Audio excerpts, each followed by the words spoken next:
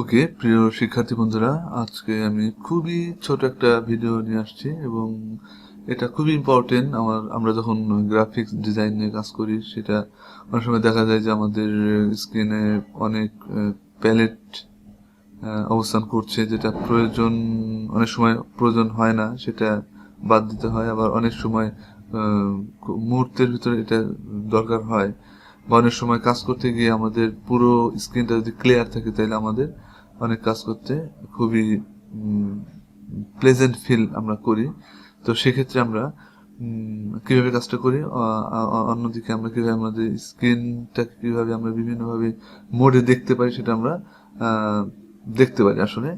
তো শুরু করি আমরা আমাদের মূল কাজটি। তো আমরা এখানে যাচ্ছি।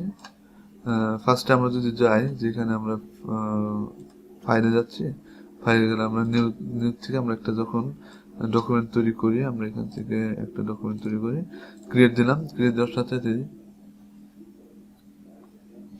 আমরা দেখতে পাচ্ছি যে অনেকগুলো প্যালেট উপস্থিত আছে এখান দিয়ে। তো এটা আমাদের সরানো, রাখা, অ্যাড করা সব সময় আমাদের জন্য সময় সাপেক্ষ বা একটু বিরক্তিকর হয়ে থাকে।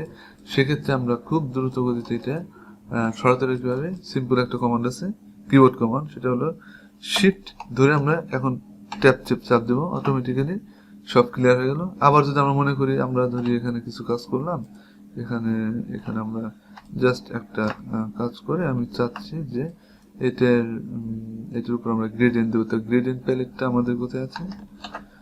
আমাদের প্যালেটটা আছে আমাদের উইন্ডোতে। তো আমরা যেহেতু শিফট ট্যাব দিয়ে এটা সরিয়ে ফেলেছি, আবার শিফট ট্যাব দিলে আবার এটা চলে আসলে তারপর আমরা এখানে আমাদের কাঙ্ক্ষিত কাজ করতে পারি প্যালেটের মাধ্যমে। ওকে, এটা একটা খুব গুরুত্বপূর্ণ কমান্ড আমি মনে করি। আরেকটা কমান্ড হলো যে আমরা অনেক সময় ফুল স্ক্রিনে কাজ করার প্রয়োজন হয়, সেক্ষেত্রে আমরা যদি এফ এ চাপ দিই, তাহলে আমাদের একটা মোড আসলো, যেটা আমাদের কিন্তু নিচে স্ট্যাটাস বারটি নেই, আর একটু ক্লিয়ার হয়ে গেল। আমরা আবার যদি চাপ দিই, তাহলে পুরোপুরি ফুল স্ক্রিন, এখন কোনো মেইন মেনু টুলস কিছু নেই, এখানে আমরা কাজ করতে পারি। আবার যদি আমরা এফ এ চাপ দিই, তাহলে আমাদের আগের প্রথম অবস্থায় চলে আসলো।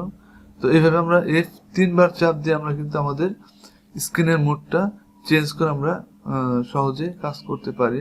তো এটা খুব ইম্পর্টেন্ট, যেটা আমাদের গ্রাফিক্সে কাজ করার ক্ষেত্রে অনেকটা সুবিধা প্রদান করে। তো এই কাজগুলো আমরা শিখে আমরা ভালো ভালো ডিজাইন ক্রিয়েট করবো। আশা করে আমি শেষ করছি আজকের সংক্ষিপ্ত ভিডিওটি।